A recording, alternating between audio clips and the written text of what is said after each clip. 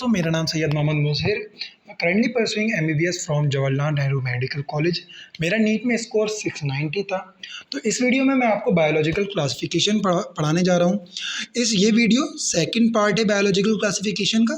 First part तक मैंने यहाँ तक पढ़ा दिया था। ठीक है, इस वीडियो में हम किंगडम मोनेरा पढ़ेंगे। ठीक है, तो इस वीडियो में हम किंगडम मोनेरा पढ़ने जा रहे हैं। ठीक है, लाइन बाय लाइन पढ़ेंगे हम। तो स्टार्ट करते हैं। देखिए, मैंने पहले बता दिया था, लास्ट लेक्चर में बताया था कि व्हिटेकर क्लासिफिकेशन में 5 किंगडम में ऑर्गेनिजम्स को बांट दिया था। उसमें से फर्स्ट किंगडम कौन सा है? Kingdom Monera. तो हम फर्स्ट किंगडम को यहाँ पर पढ़ने जा रहे हैं। तो पहली लाइन में देखते हैं, bacteria are the sole members of kingdom Monera. ठीक है, बैक्टीरिया क्या है? सोल मेंबर्स हैं किंगडम मोनेरा के। यानी कि किंगडम मोनेरा में जो ज़्यादातर ऑर्गेनिजम्स हैं वो कौन है? बैक्टीरिया हैं। They are the most abundant microorganism. Bacteria के लिए कह रहे हैं कि ये सबसे ज़्यादा अबेंडेंट माइक्रो ऑर्गेनिजम्स हैं। बैक्टीरिया के लिए कह रहे हैं, यहाँ पर मोनेरा के लिए बात एक ही है। बैक्टीरिया अकर ऑलमोस्ट एवरीवेयर।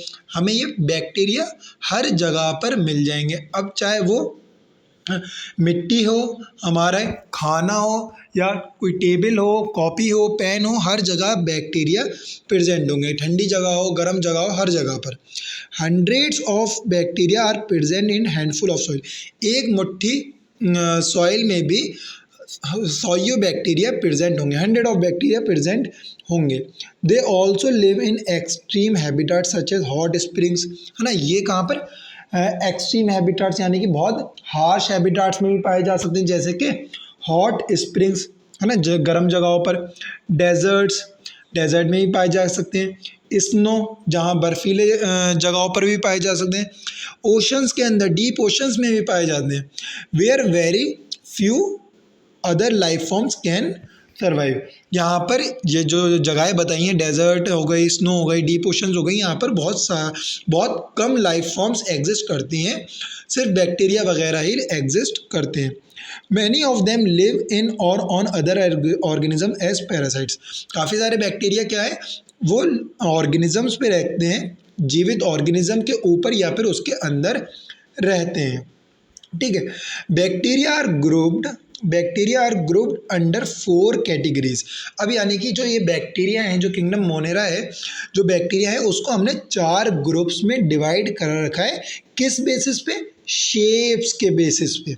अब वो कौन कौन से ग्रुप हैं, वो 4 कैटेगरीज कौन कौन सी हैं वो देखिए। पहली, स्फेरिकल कॉकस, यानी कि कॉकाई, जो स्फेरिकल शेप के होंगे, इस शेप के होंगे, उनको हमने स्फेरिकल कॉकस कह दिया या फिर कॉकाई कह दिया।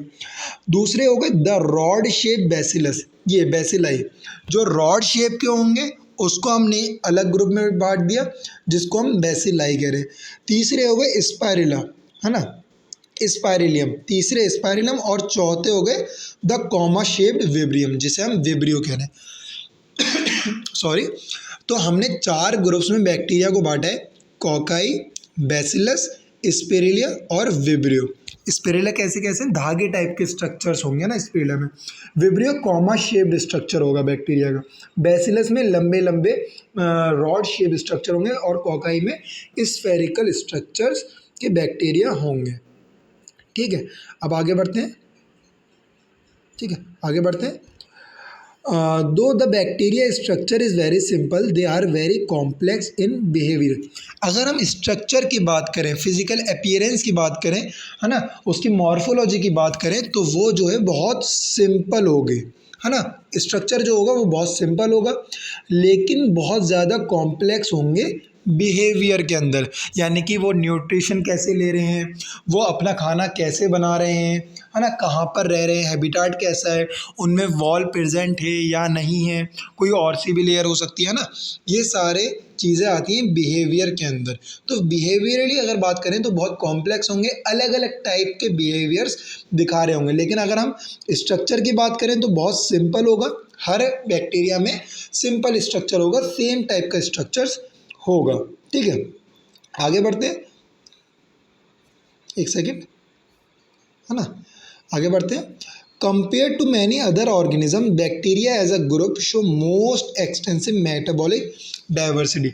अगर हम अदर ऑर्गेनिजम्स पे कंपेयर करें, दूसरे ऑर्गेनिज्म से कंपेयर करें बैक्टीरिया को, तो बैक्टीरिया में बहुत ज़्यादा मेटाबॉलिक डाइवर्सिटी दिखती है, यानी कि उनका न्यूट्रिशन का तरीका, खाने का तरीका, है ना, और उनके अंदर जो रिएक्शंस हो रही हैं, है ना, वो सारी रिएक्शंस बहुत अलग अलग टाइप्स की हो रही होंगी अलग अलग बैक्टीरिया के अंदर। Some of the bacteria are autotrophic. अब यही बता रहे हैं कि मेटाबॉलिक डाइवर्सिटी किस तरीके से, रिएक्शन जो है वो अलग अलग तरीके से कैसे हो रही है। कुछ बैक्टीरिया कैसे हैं, ऑटोट्रॉफिक है, यानी कि they synthesize their own food from inorganic substance, यानी कि इनऑर्गेनिक सब्सटेंस से वो अपना फूड खुद बना रहे हैं। इनऑर्गेनिक सब्सटेंस को ऑर्गेनिक सब्सटेंस में वो खुद चेंज कर रहे हैं, ऑर्गेनिक सब्सटेंस यानी कि food. They may be photosynthetic autotrophic और कीमोसिंथेटिक ऑटोट्रॉफिक। अब ये जो ऑटोट्रॉफिक की बात करिए, वो फोटोसिंथेटिक भी हो सकता है, यानी कि लाइट के प्रेजेंस में अपना खाना खुद बना रहे हो। दूसरा है केमिकल्स की प्रेजेंस में अपना खाना खुद बना रहे हो, यानी कि कीमोसिंथेटिक भी हो सकते हैं। The vast majority of bacteria are heterotrophic. बहुत ज़्यादा इंपॉर्टेंट है ये वाली लाइन। जो वास्ट मेजॉरिटी, ज़्यादातर जो बैक्टीरिया हैं वो ऑटोट्रॉफिक नहीं है, बल्कि हेट्रोट्रॉफिक बैक्टीरिया, यानी कि जो दूसरे ऑर्गेनिजम्स पे डिपेंड करते हो। They depend on other organisms और on dead organic matter for food, यानी कि दूसरे ऑर्गेनिज्म या डेड ऑर्गेनिज्म पे वो डिपेंड करते हैं, तो वो हेट्रोट्रॉफिक कहलाते हैं और हेट्रोट्रॉफिक बैक्टीरिया ही ज़्यादातर पाए जाते हैं। अब दो टाइप के बैक्टीरिया हमें यहाँ पर पढ़ने हैं, एक है आर्के बैक्टीरिया, है ना, एक है आर्के बैक्टीरिया और दूसरा है यू बैक्टीरिया। जो आर्के बैक्टीरिया है वो प्रिमिटिव बैक्टीरिया है, यानी कि पुराने टाइप के बैक्टीरिया जो दुनिया में पहले आए होंगे, वो कौन है, आर्के बैक्टीरिया। यू बैक्टीरिया जो हैं वो मॉडर्न बैक्टीरिया हैं, यानी कि जो बैक्टीरिया आर्के बैक्टीरिया के बाद आए होंगे, है ना, यू बैक्टीरिया कह रहे हैं। तो पहले आर्के बैक्टीरिया हम स्टार्ट करते हैं। Archae bacteria, these bacteria are special since they live in some of the most hard habitat such as extreme salty areas, जिसे हम हेलोफाइल्स कहते हैं, है ना, हॉट स्प्रिंग जिसे हम थर्मो एसिडोफाइल्स कह रहे हैं। यानी कि ये कह रहे हैं कि जो बैक्टीरिया हैं, ये आर्के बैक्टीरिया जो हैं वो बहुत ज़्यादा हार्श हैबिटाट्स पे रह सकते हैं, इसीलिए इनको स्पेशल कहा जाता है कि ये एक्सट्रीम सॉल्ट एरियाज़ में जहाँ पर बहुत ज़्यादा नमक होता है, जिन्हें हम हेलोफाइल्स कहते हैं, जहाँ पर नमक होता है उन्हें हम हेलोफाइल्स कहते हैं, तो वहाँ पर भी रह सकते हैं। जहाँ पर बहुत ज़्यादा गर्मी होती है, हॉट स्प्रिंग्स, है ना, उनको थर्मो एसिडोफाइल्स कहते हैं, तो वहाँ पर भी रह सकते हैं। थर्मो एसिडोफाइल्स यानी कि जगह का नाम है, हेलोफाइल्स जगह का नाम है। मार्शी एरियाज जहाँ पे मीथेनोजेंस, है ना, मीथेन बहुत ज़्यादा पाई जाती है, उन्हें मार्शी एरियाज कहते हैं, है ना, तो वहाँ पर भी हर ऑर्गेनिज्म नहीं रह सकता, लेकिन ये बैक्टीरिया, आर्के बैक्टीरिया रह सकते हैं। Archae bacteria differ from other bacteria in having a different cell wall structure. Archae bacteria इन यू बैक्टीरिया से अलग कैसे है कि इनकी जो सेल वॉल है वो एक स्पेशल टाइप के मटेरियल से बनी हुई है, तो इसकी सेल वॉल जो है वो डिफरेंट स्ट्रक्चर की कहलाने लगती है ना, डिफरेंट टाइप की सेल वॉल कहलाने लगती है। This feature is responsible for their survival in extreme habitats. और ये जो सेल वॉल है, जो इनकी स्पेशल टाइप की सेल वॉल है, यही फीचर है रिस्पॉन्सिबल, जो है यही फीचर रिस्पॉन्सिबल है इनको एक्सट्रीम हैबिटेट में रहने के लिए, एक्सट्रीम कंडीशन में सर्वाइव करने के लिए। कौन रिस्पॉन्सिबल है, ये इनकी सेल वॉल जो कि स्पेशल टाइप की है और बैक्टीरिया से अलग है। Methanogens are present in the gut of several ruminant animals such as cows and buffaloes. ये मीथेनोजेंस जो हैं, मीथेनोजेंस कौन है, ये बैक्टीरिया हैं, आर्के बैक्टीरिया हैं। कौन से बैक्टीरिया हैं, ऐसे आर्के बैक्टीरिया हैं जो र्यूमिनेंट एनिमल्स में पाए जाते हैं। र्यूमिनेंट्स एनिमल उन्हें कहते हैं जो कि घास फूस खाते हैं ना, तो जो र्यूमिनेंट एनिमल्स की गट में यानी कि फूड पाइप में पाए जाते हैं उनको हम मीथेनोजेंस कहते हैं। इन मीथेनोजेंस का क्या काम होता है, जो ये र्यूमिनेंट एनिमल्स हैं, जो घास वगैरह खा रहे हैं एनिमल्स, वो ग्रास वगैरह खा रहे हैं, उसमें ग्रास में क्या होता है, सेलुलोज प्रेजेंट होता है ना, सेलुलोज प्रेजेंट होता है। सेलुलोज प्रेजेंट होता है। ये सेलुलोज हर कोई नहीं पचा सकता। अगर हम ग्रास को खा लें, ह्यूमन बींग्स ग्रास को खा लें, तो उनकी गट के अंदर मीथेनोजेंस नहीं होंगे।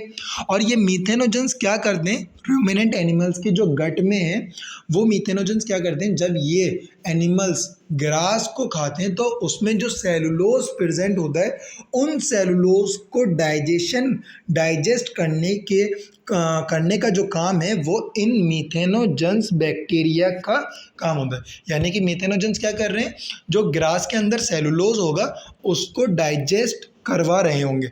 अब ह्यूमन बींग्स के अंदर जो गट है उसके अंदर मीथेनोजेंस नहीं होते, तो अगर हम घास खा लें तो हमारा उसमें जो सेलुलोज होगा वो डाइजेस्ट नहीं हो पाएगा, क्योंकि हमारी गट के अंदर मीथेनोजेंस प्रेजेंट नहीं है। ठीक है। And they are responsible for the production of methane. आपने सुना होगा कि काऊ डंग से जो है मीथेन गैस प्रोड्यूस कर ली जाती है ना। तो वो प्रोड्यूस कैसे करी जाती है, क्योंकि काऊ डंग के अंदर ये मीथेनोजेंस बैक्टीरिया होते हैं, और ये मीथेनोजेंस बैक्टीरिया क्या करते हैं, उस काऊ डंग को जो उसके अंदर सेलुलोज प्रेजेंट होता है उसको डाइजेस्ट कर दे, जिसके प्रोडक्ट में मीथेन बायोगैस निकलती है ना, from the Dang of these animals. इनके एनिमल्स का जो डंग्स होगा उसमें मीथेनोजेंस होंगे, और मीथेनोजेंस क्या कर रहे होंगे, बायोगैस प्रोड्यूस कर रहे होंगे। तो ये बात हो गई आर्के बैक्टीरिया की।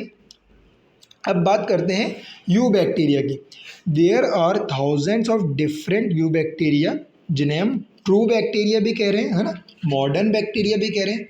ठीक है। Thousands of different eubacteria, अलग अलग टाइप्स के हज़ारों यू बैक्टीरिया प्रेजेंट है।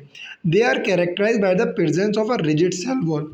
ये इनको कैसे कैरेक्टराइज, क्या कैरेक्टर इनमें स्पेशल है कि इनकी जो सेल वॉल है वो रिजिड सेल वॉल होगी, और अगर ये मोटाइल होंगे तो फ्लैजिला भी प्रेजेंट होगी, है ना। अगर फ्लैजिला प्रेजेंट होगी तो वो मोटाइल होंगे, ऐसा भी कह सकते हैं। द साइनोबैक्टीरिया, ये याद रखिएगा, साइनोबैक्टीरिया किस में आता है, यू बैक्टीरिया के अंदर आता है। तो cyanobacteria also refers as blue green algae, have chlorophyll a similar to green plants and are photosynthetic autotroph. एक इंपॉर्टेंट क्वेश्चन यहाँ से बनता है कि साइनोबैक्टीरिया किसके अंदर आता है, यू बैक्टीरिया के अंदर आता है। दूसरा क्वेश्चन बनता है कि साइनोबैक्टीरिया के अंदर कौन सा क्लोरोफिल होता है, तो क्लोरोफिल ए प्रेजेंट होता है, जो कि सिमिलर होता है ग्रीन प्लांट्स में। ग्रीन प्लांट्स में भी क्लोरोफिल ए प्रेजेंट होता है, और साइनोबैक्टीरिया के अंदर भी क्लोरोफिल प्रेजेंट होता है, जो कि रिस्पॉन्सिबल है फोटोसिंथेसिस के लिए। ठीक है, इसीलिए इन्हें फोटोसिंथेटिक ऑटोट्रॉफ्स कह देते हैं। The cyanobacteria are unicellular. Cyanobacteria कैसा है, यूनिसेलुलर ऑर्गेनिज्म है। मोनेरा के अंदर जितने भी ऑर्गेनिजम्स हैं वो तो यूनिसेलुलर ही हैं। कॉलोनियर और फिलामेंटस, है ना, या तो ये कॉलोनी बना लेंगे, यानी कि एक साथ ग्रुप बना लेंगे, इसके अंदर बहुत सारे ये साइनोबैक्टीरिया प्रेजेंट होंगे इस कॉलोनी के अंदर, या फिर ये इस टाइप का स्ट्रक्चर, फिलामेंटस स्ट्रक्चर बना के रह रहे होंगे, लाइन से बैक्टीरिया एक के पीछे एक लगे हुए होंगे, जिसे फिलामेंटस कह देते हैं, है ना। ये साइनोबैक्टीरिया फ्रेश वाटर में भी मिल सकते हैं, मैराइन में भी मिल सकते हैं, यानी कि वाटर के अंदर भी मिल सकते हैं, वो फ्रेश वाटर भी हो सकता है, मैराइन भी हो सकता है, और टेरेस्ट्रियल में भी हो सकते हैं। टेरेस्ट्रियल एल्गी भी हो सकती है ना, साइनोबैक्टीरिया एक टाइप की एल्गी ही है, यूनिसेलुलर एल्गी कह सकते हैं। तो ये टेरेस्ट्रियल भी हो सकती है, यानी कि लैंड पे भी मिल सकती है, वाटर में भी मिल सकती है, और वाटर कैसा, फ्रेश वाटर भी हो सकता है, मैराइन वाटर भी हो सकता है। ये इंपॉर्टेंट है ना। आगे बढ़ते हैं। ठीक है। अब the colonies are generally surrounded by gelatinous sheet. अगर ये कॉलोनीज हैं तो कॉलोनीज के आसपास क्या होगा, जेलिटिनस शीट होगी, शीट से कवरिंग होगी, है ना। कॉलोनीज की चारों तरफ एक जेलिटिनस शीट इसे कवर कर रही होगी, जिससे प्रोटेक्ट रहे इनकी कॉलोनी। ठीक है। और अगर ये फिलामेंटस स्ट्रक्चर है, अगर ये फिलामेंटस स्ट्रक्चर है तो ये किससे कवर होगा, देखिए यहाँ पे लिखा है surrounded by, they often form blooms, sorry यहाँ पे they colony are generally surrounded by gelatinous sheet, है ना। हाँ, ये रहा म्यूसिलेजिनस शीट से कवर होगा। ठीक है। अगर ये फिलामेंटस स्ट्रक्चर होगा तो म्यूसिलेजिनस शीट से कवर होगा, अगर ये कॉलोनियल स्ट्रक्चर है तो फिर जेलेटिनस शीट से कवर होगा। अब साइनोबैक्टीरिया के बारे में आगे कह रहे हैं, they often form blooms in polluted water bodies. जहाँ पर पॉल्यूशन, यानी कि वाटर पॉल्यूशन होगा, वाटर पॉल्यूटेड बॉडीज़ जो होंगी, है ना, पॉल्यूटेड वाटर बॉडीज जो होंगी वहाँ पर ब्लूम्स, जो ग्रीन ग्रीन कलर का दिखता है ना, एल्गी टाइप की, वहाँ पर ये ब्लूम्स बना लेंगे। उसी ग्रीन टाइप के स्ट्रक्चर को हम ब्लूम्स कहते हैं। हरा हरा देखा होगा आपने पॉन्ड्स वगैरह के ऊपर, है ना, वाटर बॉडीज़ के ऊपर, उसको ब्लूम्स कहते हैं। वो कौन बना रहा है? ये साइनोबैक्टीरिया ही बनाते हैं। ठीक है, आगे बढ़ते हैं।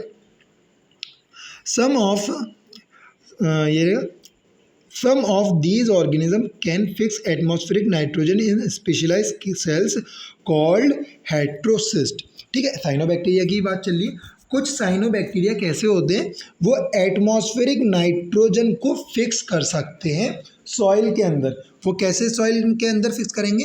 इन साइनोबैक्टीरिया के अंदर कुछ स्पेशलाइज सेल्स होंगे जिनको हम हेट्रोसिस्ट कह रहे हैं, और ये हेट्रोसिस्ट सेल्स मदद करते हैं एटमॉस्फेरिक नाइट्रोजन को सॉइल के अंदर फिक्स करने में।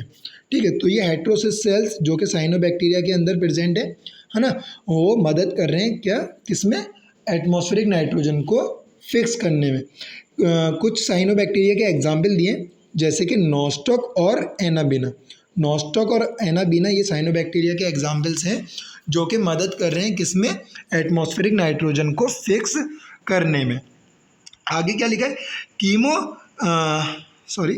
Chemosynthetic autotrophic bacteria oxidise various inorganic substance such as nitrate, nitrites, ammonia and use the release energy for the ATP production. जो कीमोसिंथेटिक ऑटोट्रॉफ है, यानी कि केमिकल्स को यूज़ करके जो अपनी एनर्जी बना रहे हैं, वो क्या करेंगे? वो ऑक्सीडाइज करेंगे कुछ इनऑर्गेनिक सब्सटेंस को, जैसे कि नाइट्रेट्स हो गया, नाइट्राइट्स हो गया, अमोनिया हो गया, और इन सबको ऑक्सीडाइज करने से क्या होगा? इनको एनर्जी मिलेगी। ऑक्सीडेशन से क्या होती है? एनर्जी रिलीज होती है, और जब वो एनर्जी रिलीज होगी तो वो मदद कर लेंगे एटीपी प्रोडक्शन में, यानी कि अपनी बॉडी के अंदर उस एनर्जी को यूज़ करके वो एटीपी बना लेंगे। और जब भी इसको एनर्जी की ज़रूरत पड़ेगी, इन बैक्टीरिया वगैरह को एनर्जी की ज़रूरत पड़ेगी, तो वो एटीपी को यूज़ कर लेंगे। They play a great role in recycling nutrients like nitrogen, phosphorus, iron and sulphur, है ना। ये बैक्टीरिया जो है ये ग्रेट रोल प्ले करते हैं किसमें? इन नाइट्रोजन, इन न्यूट्रिएंट्स को रिसाइकिल करने में। किसको? नाइट्रोजन, फॉस्फोरस, आयरन और सल्फर को। ठीक है, इन सबको रिसाइकिल करने में मदद कर रहे हैं। ऐसे याद कर लीजिएगा,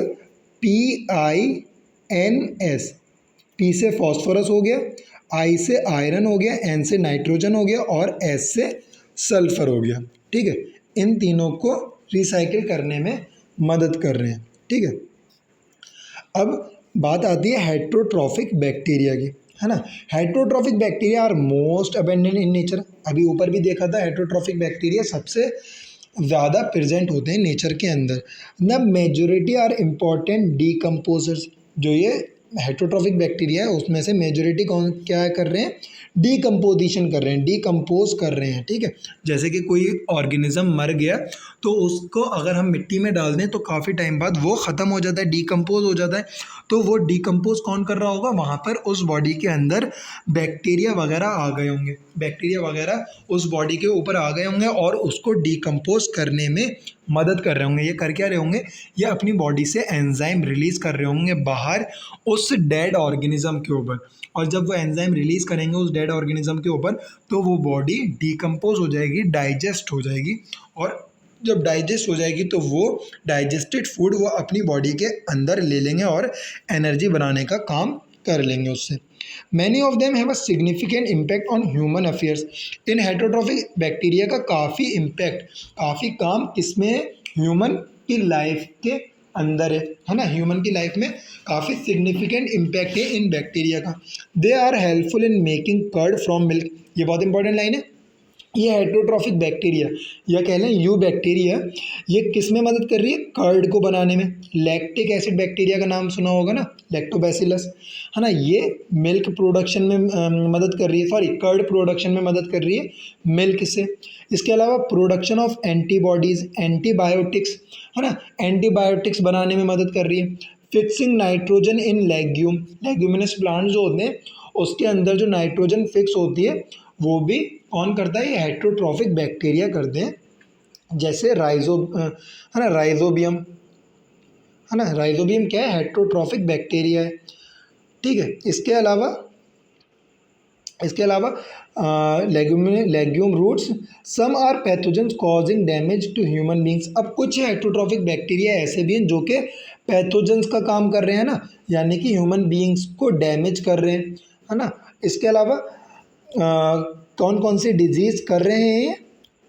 क्रॉप को प्रॉब्लम कर रहे हैं, फार्म्स को प्रॉब्लम कर रहे हैं, एनिमल्स को डैमेज कर रहे हैं, पेट्स को डैमेज कर रहे हैं। कौन कौन सी डिजीज़ कर रहे हैं? Cholera, typhoid, tetanus, citrus canker are well known diseases cause by different bacteria. ये कुछ डिजीज़ हैं जो कि ये बैक्टीरिया कॉज कर रहे हैं, ठीक है। ऐसे याद कर लीजिएगा, CT, cholera, typhoid, citrus canker और कौन सा हो गया? Tetanus, cholera, typhoid, citrus canker और टेटनस, ठीक है, ठीक है। Bacteria reproduce mainly by fission. अब अगर बैक्टीरिया कैसे रिप्रोड्यूस कर दें, तो वो अगर बात करें तो वो फिजन के थ्रू रिप्रोड्यूस करते हैं। फिजन का मतलब होता है एक सेल है कोई, है ना, एक सेल है, वो दो सेल्स में टूट जाए, इसको फिजन कहते हैं ना। फिजन यानी कि एक ही सेल दो सेल्स के अंदर टूट जाए, उसे हम फिजन कहते हैं। तो ये बाइनरी फिजन के थ्रू ये बैक्टीरिया रिप्रोड्यूस करते हैं, ठीक है। Bacteria reproduce mainly by fission, या कह लें बाइनरी फिजन, ठीक है। Sometimes under unfavourable condition they produce spores. जब फेवरेबल कंडीशंस नहीं होंगी, जब अनफेवरेबल कंडीशंस होंगी, तो ये स्पोर्स प्रोड्यूस करना स्टार्ट कर दें। स्पोर्स प्रोड्यूस करने से क्या फ़ायदा होता है? स्पोर्स पर एक हार्ड कवरिंग होती है, हार्ड वॉल होती है, जो कि मदद करती है अनफेवरेबल कंडीशंस को पास करने में, जैसे कि सूखा वगैरह पड़ गया या फिर कोई भी प्रॉब्लम हो गई, टेम्परेचर बहुत ज़्यादा हाई हो गया, तो वो जो वॉल होगी वो अंदर के मटेरियल को, अंदर जो स्पोर प्रेजेंट है उसको डैमेज होने से बचा लेगी। और जब ये अनफेवरेबल कंडीशंस ख़त्म हो जाएंगी, फेवरेबल कंडीशन ख़त्म हो जाएंगी, तो ये स्पोर कहीं पर भी जाकर जर्मिनेट कर जाएगा और उससे एक बैक्टीरिया बन जाएगा। They also reproduce by a sort of sexual reproduction by adopting a primitive type of DNA transfer from one bacteria to another. इनके अंदर क्या होता है? सेक्सुअल रिप्रोडक्शन भी पाया जाता है, लेकिन वो सेक्सुअल रिप्रोडक्शन कैसा है? प्रिमिटिव टाइप का है। प्रिमिटिव टाइप का कैसे? ये जो दो बैक्टीरिया फिजन हो रहा है इनके अंदर जो फिजन हो रहा है वो कैसे हो रहा है? जो इनके अंदर DNA प्रेजेंट होगा, वो DNA भी डिवाइड करके वो अलग अलग बैक्टीरिया में चला जा रहा होगा, है ना। यानी कि होता क्या है, दो बैक्टीरिया प्रेजेंट हैं, जैसे ये दो बैक्टीरिया प्रेजेंट है, या इसका DNA प्रेजेंट होगा न्यूक्लियस के अंदर और इसका भी DNA प्रेजेंट होगा न्यूक्लियस के अंदर। ये दोनों बैक्टीरिया पास में आएंगे और एक ट्यूब लाइक स्ट्रक्चर बनाएंगे, जिसके अंदर से क्या होगा, ये जो DNA इस बैक्टीरिया के प्रेजेंट है, ये DNA थोड़ा सा कट करके इस ट्यूब के थ्रू इसके DNA से चेंज हो जाएगा। ये वाला DNA कट होकर इधर चला जाएगा और ये वाला DNA कट होकर इधर चला जाएगा, जिसकी वजह से इनका DNA जो है वो चेंज हो गया। अब इसके बाद ये बैक्टीरिया फिजन के अंदर चले जाएंगे, बाइनरी फिजन के अंदर चले जाएंगे। इसे कहते हैं primitive type of DNA transfer, है ना। ये DNA ट्रांसफ़र हो रहा है, जिसकी वजह से वेरिएशन आना स्टार्ट हो जाते हैं, ठीक है। एक बैक्टीरिया से दूसरे बैक्टीरिया के अंदर जा रहा है, ठीक है। तो बस याद रखिएगा, सेक्सुअल रिप्रोडक्शन इनके अंदर कैसा हो रहा है? प्रिमिटिव टाइप का, ठीक है। आगे बढ़ते, द माइकोप्लाज्मा आर ऑर्गेनिजम्स, बहुत ज़्यादा इंपॉर्टेंट है। माइकोप्लाज्मा कैसे organism? That completely lack cell wall. Mycoplasma, सारे बैक्टीरिया के अंदर सेल वॉल प्रेजेंट होती है, सिर्फ इन माइकोप्लाज्मा के अंदर सेल वॉल प्रेजेंट नहीं होती। ये क्वेश्चन पूछा जाता है कि किसके अंदर सेल वॉल नहीं होती, है ना। तो माइकोप्लाज्मा के अंदर सेल वॉल नहीं होती। एक बात, माइकोप्लाज्मा कैसा ऑर्गेनिज्म है? Smallest living cell. अभी तक जो पता है हमें, उसके हिसाब से स्मॉलेस्ट लिविंग सेल कौन है? माइकोप्लाज्मा है ना। स्मॉलेस्ट बैक्टीरिया कह सकते हैं, स्मॉलेस्ट लिविंग ऑर्गेनिज्म कह सकते हैं, स्मॉलेस्ट सेल कह सकते हैं, है ना। और ये सर्वाइव कर सकते हैं बिना ऑक्सीजन के, इसलिए इन्हें फैकल्टेटिव बैक्टीरिया कहा जाता है, फैकल्टेटिव बैक्टीरिया इसीलिए इनको कहा जाता है क्योंकि ये बिना ऑक्सीजन के भी सर्वाइव कर सकते हैं, है ना। Many mycoplasma are pathogenic in animals and plants, काफ़ी सारे माइकोप्लाज्मा क्या हैं, पैथोजेनिक है एनिमल्स और प्लांट्स के अंदर, ठीक है। तो यहाँ पर ये किंगडम मोनेरा पूरा कंप्लीट हो गया, जिसमें हमने आर्की बैक्टीरिया और यू बैक्टीरिया पढ़ लिया और माइकोप्लाज्मा भी पढ़ लिया। माइकोप्लाज्मा भी किसके अंदर आ रहा है, यू बैक्टीरिया के अंदर आ रहा है, ठीक है। अब नेक्स्ट लेक्चर में हम किंगडम प्रोटिस्टा स्टार्ट करेंगे, ठीक है। किंगडम प्रोटिस्टा का नया लेक्चर बनाऊंगा, ठीक है। थैंक यू फ्रेंड्स, वीडियो अच्छी लगी हो तो वीडियो को लाइक कर दें और चैनल को सब्सक्राइब कर दें ताकि आपको आगे भी जो वीडियो अपलोड करूँ वो मिल सके, है ना, उनकी नोटिफिकेशन आपके पास आ सके। Thank you friends.